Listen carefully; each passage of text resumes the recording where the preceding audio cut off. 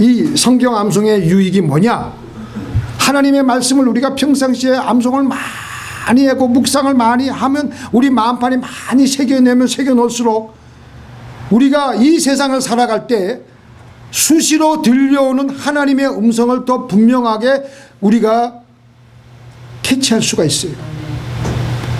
말씀이 전혀 내 마음속에 없는데 그게 성령님이 물론 그래도 극한적인 방법으로 또 우리에게 말씀을 깨닫게 해주시겠지만 우리 마음에 원래 성경 말씀이 많이 새겨져 있고 많이 저장되어 있으면 하나님의 말씀을 쉽게 분명하게 더 클리어하게 구체적으로 우리가 들을 수가 있게 되는 것입니다. 한번 같이 읽겠습니다. 보혜사 그 아버지께서 내 이름으로 보내실 성령 그가 너희에게 모든 것을 가르치시고 내가 너희에게 말한 모든 것을 생각나게 하시리라. 그래서 평상시에 하나님의 말씀을 묵상하고 내 마음판에 새겨놓고 있으면 우리가 고난의 때가 들이닥치게 됩니다. 갑자기 사업이 주저앉든지 갑자기 몸에 병이 생긴다든지 그럴 때는요 우리가 성경책을 끄집어낼 여유가 없습니다.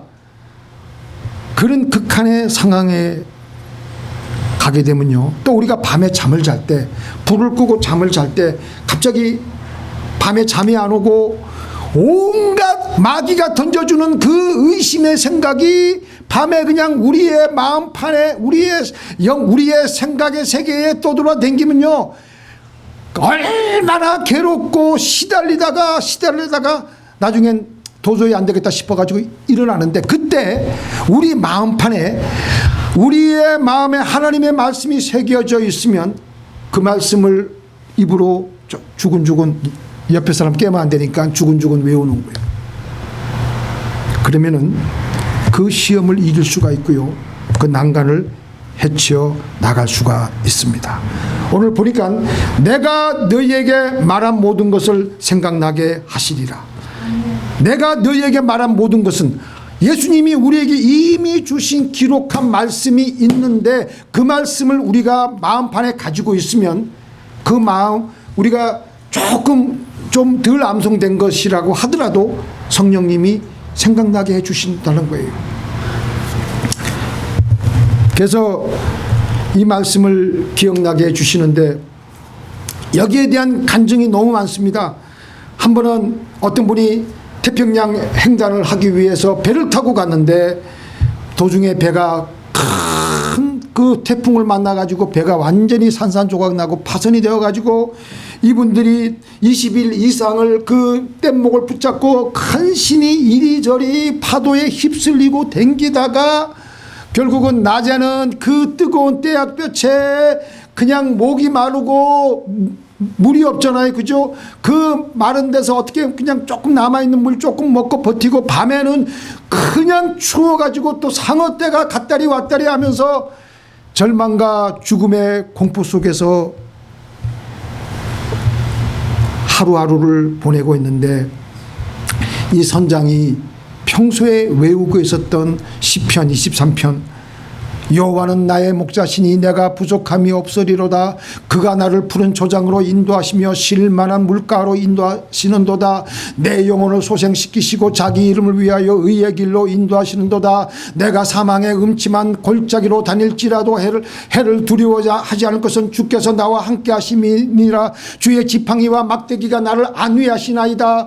내가 여호와의 그 집에서 내가 영원히 거하리로다.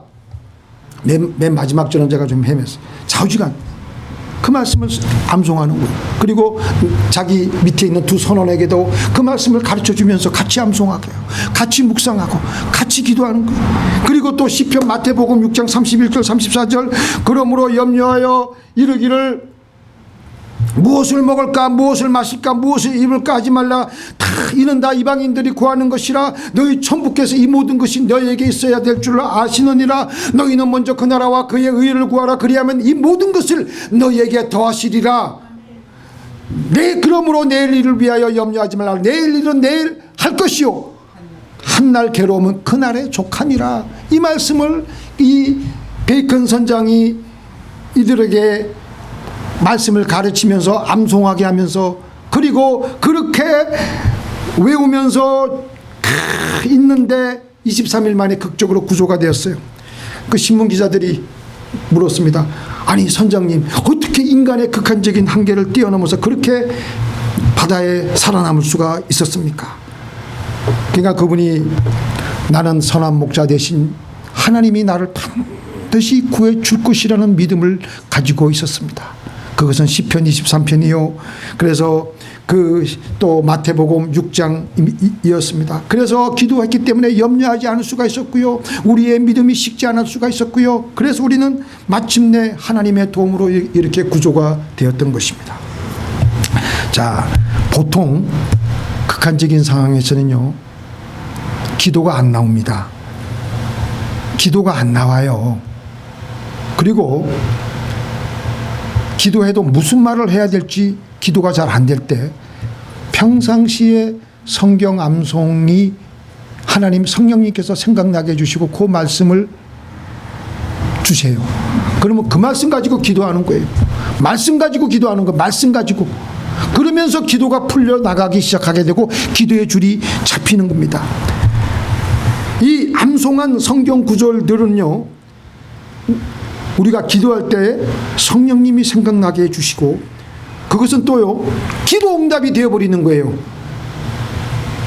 제가 이거는 체험한 겁니다. 제가 기도할 때 아무것도 없고, 대학생 시절에 아무것도 없고 정말 힘들 때 종종 우리 친구들이랑, 그때 지금은 그 성전이 팔려가지고 지금은 카톨릭으로 넘어갔지만 그 당시 그 로버트 슐러 목사님이 아주 전성기였을 때 그 교회를 가보면요, 너무 멋있어요. 근데 그 교회에 보면은 그 한가운데 욥의 동상이 있어요. 그 밑에 뭐라고 되어 있냐면 욥기서 1장 21절 말씀. 주신 자도 여호와시요 취하신 자도 여호와시니 여호와의 주 여호와 하나님의 이름을 찬송할지로다. The Lord gave, the Lord has taken away, blessed be the name of the Lord. 전 요새 그래서 성경 암송할 때 영어 성경이랑 같이 외워버려요. 같이 배우니까 너무 좋아. 같이 배우면요, 또 이 머리도 더 맑아지는 것 같고, 하여튼 하나님 말씀은 영어로 외우든지 불란서 말로 외우든지 좌우지간 좋은 거예요. 그래가지고 제가 정말 힘든 일이 있을 때 하나님께서, 하나님 어떻게 하면 좋습니까? 이제 그러고 있는데 하나님이 이 말씀을 딱 주는 거예요. 주신 자도 여호와시요. 그 당시 제가 지금 지금은 감사하는 교회인데 그 교회에서 제가 참 학생들 많이 가르치고 교회에서 사례비도 안 받고 그냥 선생이니까. 그러니까 교회는 다운이에 있었고요. 그리고 저는 LA 살았고 학생들은 주로 어디 살았냐면 애나하임, 가든그로브 살았어요. 그러면 제가 교회 5시부터, 금요일 날이면 5시부터 와가지고 좀 준비하고 6시부터 애들 애나하임 가가지고 다 데리고 와가지고, 그리고 이제 8시 9시 예배 끝나면 또 다 데려다 주고, 그리고 LA 오면 1시 그렇게 했는데 제가 어떤 생각이 들었냐면은, 야, 내가 이렇게 해도 뭐 차값도 너무 아깝고 가스값도 아깝고, 그때 새 차를 제가 이제 샀거든요. 너무 아까운 생각만 들고 기도해도 기도 응답은 없는 것 같고, 그런데 기도하는데 하나님께서 이 말씀을 주신 거예요. 주신 자도 여호와시. 그래가지고 제가 나중에 자세하게 말씀드리겠지만, 이게 인터넷에 나가기 때문에 말씀드리겠지만, 그래가지고 기적이 일어나게 되어서 하나님께서 기도 응답을 해주신 적이 있었습니다. 마틴 루터도 마찬가지였어요. 종교개혁을 일으킨 마틴 루터가 평상시에 성경 암송을 늘 했는데, 그런데 종교개혁을 일으키기 전에 이분이 고민이 있었어요. 사람이 과연 어떻게 해야지 구원을 받느냐. 우리가 그 당시 로마 그 카톨릭이 다 돈으로 그냥 행위로 구원받는다는 그 설이 파다하게 그냥 그렇게 복음이 변질이 돼가지고, 과연 내가, 그래가지고 이분이 로마 라테란 성당에 이 28개 대리석 계단을 오르면서까지 고행을 하고, 여기 이 무릎에 피멍이 돼도 마음의 평안과 아무것도 없는데 갑자기 하나님께서 그가 평상시에 외웠던 하나님 말씀, 로마서 3장 23절, 의인은 없나니 모든 사람이 다 죄인이다. 복음에는 하나님의 의가 나타나서 믿음에 이르게 하나니 기록된 바 오직 의인은 믿음으로 말미암아 살리라 한가 같습니다. 이 말씀을 평상시에 외우고 있었는데 그 말씀이 생각나가지고 그렇다. 우리가 행위로 구원받는 게 아니다. 그래가지고 이분이 종교개혁을 그때부터 일으킨 거예요. 여러분들 제가 거의 한 달 반 정도 성경 묵상, 사실은 묵상이라는 이 번역이요 잘못된 번역입니다. 묵상이 아니에요. 묵상이라는 말 이 히브리서 이 묵상하는 자로도 했는데 묵상은 그 원래 원어적인 뜻은요 크게 하나님 말씀을 선포하는 겁니다. 선포하는 거예요. 하나님 말씀을 자기 자신에게 사람들에게 선포하는 게 묵상이에요. 그래서 말씀을 계속해서 입으로 아까 권사님 말씀하셨는데 요새 한국 교회가 많이 죽어가는 이유가 뭐냐? 큐티 조용히 눈으로만 읽고 머리로만 하면요 영적으로 내 마음에 각인이 안 돼. 머리로만 맴돌지 아무런 영적인 파워가 아는 건 다 알아. 어떻게 해야 되고 저렇게 다 아는데 실질적으로 마귀에게 부닥쳤을 때는 아무런 힘을 발휘 못해. 왜냐하면 우리 입으로 선포해야지 마귀가 그 소리 듣고 도망가는 거예요. 그래서 우리는 말씀을 한 구절 한 구절 지금 우리가 여러분들 제가 저번 주에 그러므로 너희는 가서 모든 족속으로 제사를 삼아 아버지와 아들과 성령의 이름으로 살려주고 내가 너에게 분부한 모든 것을 가르쳐 지키게 하고 그거 하고 요번 주에 뭐죠? 두려워하지 말라. 그거 하고 그 전에 또 이 율법책을 내비서 떠나지 말게 하면 쭉쭉 이렇게 외우다 보면요 처음에는 좀 이렇게 좀 지루해. 1년에 한 50절 2년 가면 100절 이게 모이면요 이게 우리를 다스려 나가기 시작하는 거예요. 그래서 그 요낙 장로님이 계신데요 규장 문화사 이 책 발행인이신데 이분이 나이가 늦게 돼가지고 성경을 암송하면서 몸과 마음의 많은 병들이 이제 치료를 받고 이분이 그래요. 이분이 말씀하신 게 제가 굉장히 그 마음에 들어와 있는데 제가 천천히 읽어드릴게요. 이분이 말하는 말씀 암송은요. 말씀 암송이란 말씀이신 하나님을 내 안에 모셔드리기 위한 거룩한 작업이며 기쁘고 보람된 영적 근력 운동이다. 이해가 되세요? 이 세 가지 묵상의 단계를 이분이 소개하는데 예를 들어서 고린도전서 13장에 보면은 어떤 구절들이 나오죠. 사랑은 오래 참고 근데 이제 먼저 그 쭉 이렇게 15가지 쭉 외우다 보면요 사람들이 하나씩 다 걸려. 다 우리는 제대로 사랑하기에 부족한 사람들이 있기 때문에 처음 외울 때는 그 암송 자체에 정신이 팔린 듯 하지만 그 순간적으로 성령님이 깨닫게 해주시는 그 말씀들이 있어요. 그게 이제 1단계 묵상이고 이분이 말하는 1단계 묵상. 그 다음에 이분이 이제 말하는 게 뭐냐면요. 성경을 109절, 209절 이제 우리 마음판에 쌓여있고 저장이 되어 있잖아요. 그러면은 그 말씀들이 서로 엮여지면서 더 깊고 심도 있는 묵상을 우리에게 그게 이제 2단계 묵상이라는 거예요.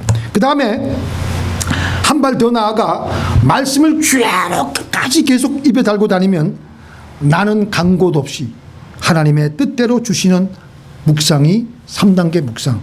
아시겠습니까? 지금 여러분들 지금 이제 겨우 뭐 한 두서너 구절 이제 했는데 쥐어로 묵상하세요. 그리고 암기 다 끝났다고 해서 끝난 게 아니라 그때부터 그걸 가지고 1000번 만번 하는 거예요.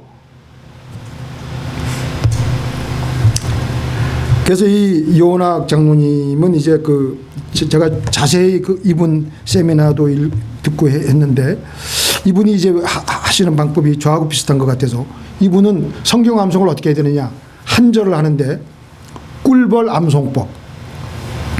꿀벌이 어떻게 하냐면 먼 거리를 갈 때 한꺼번에 가지 않고 이렇게 조금씩 단거리로 가잖아요. 그거와 같이 우리가 성경 암송할 때도 예를 들어서 오늘 우리가 어떤 거 배웠죠?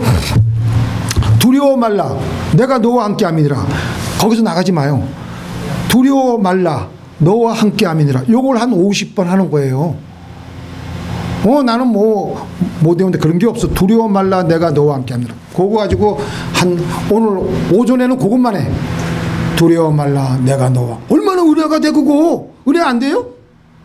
그것만 가지고 그냥 입에서 이 거품이 날 정도로 하는 거야. 두려워 말라 내가 너와 함께 함이니라. 그럼 이제 오후에는 놀라지 말라 나는 내 하나님이 됨이니라. 할렐루야. 아멘. 할렐루야. 아멘. 할렐루야. 아멘. 놀라지 말라 나는 내 하나님, 두려워 말라 나는 내가 너와 함께합니다. 놀라지 말라 나는 내 하나님이 됨이니라. 그 다음에 두 번째 칸에 가서 내가 너를 굳세게 하리라 참으로 너를 도와주리라. 그거 가지고 또 그 다음날 오전에 또 그거 가지고 또 이제 그것만 외워도 그거 뜻만 생각해도 내 마음이 바뀌어요. 성경 많이 배우는 거 자랑할 필요 없어요. 그러나 내 자신의 유익을 위해서 한 절 한 절 하다 보면 우리 마음이 바뀐다니까요.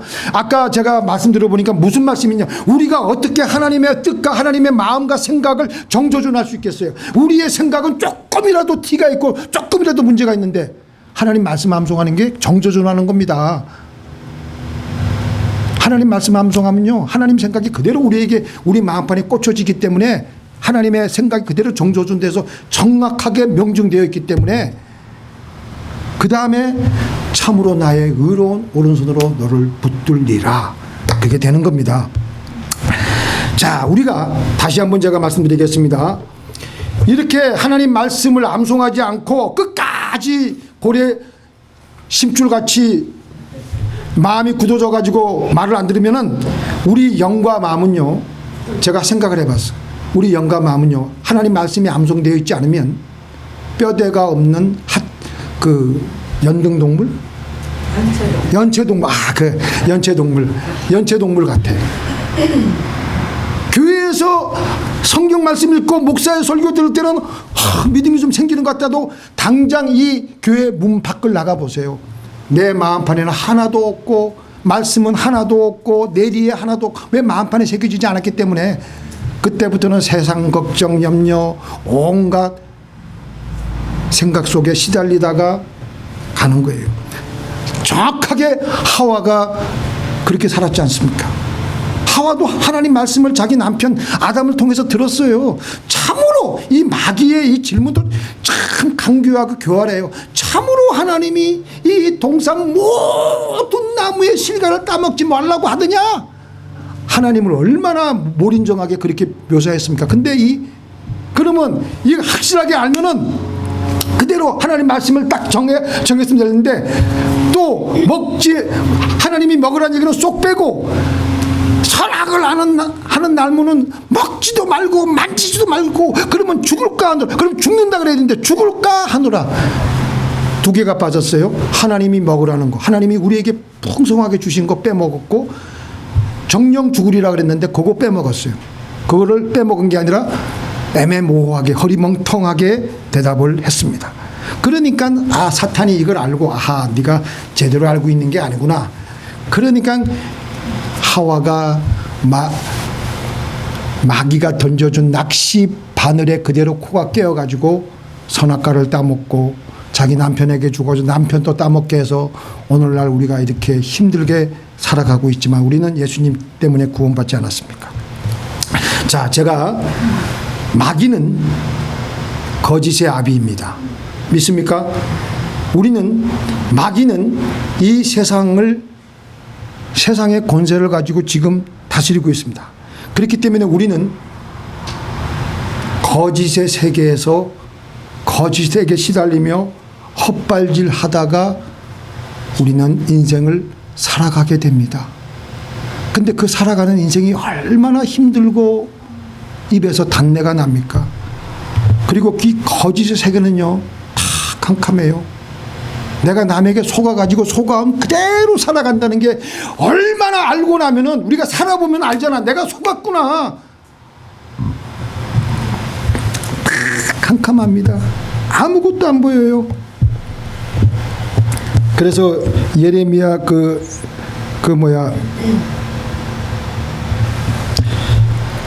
예레미야 17장에 보니까 만물보다 거짓되고 심히 부패한 것은 마음이라 누가 능히 이를 알리오마는. 그러니까 나도 그 속에서 살다 보니까 나도 거짓의 일부가 된 거예요.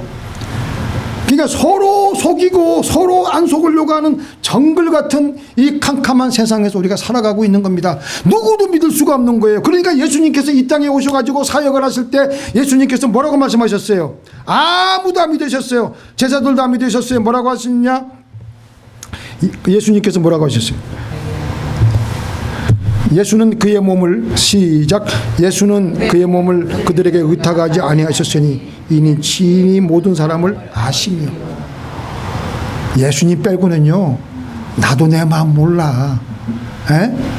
나도 내 마음이 거짓말 투성이고 여러분들도 다 그렇고 다 한국 보세요. 좌우로 갈려져 가지고 이 우파도 문제가 많습니다. 따지고 보면은 이승만 대통령을 뭐 그냥 우상 뭐 하는데 존경받을 만한 것도 있지만 얼마나 잘못한 것도 많아요.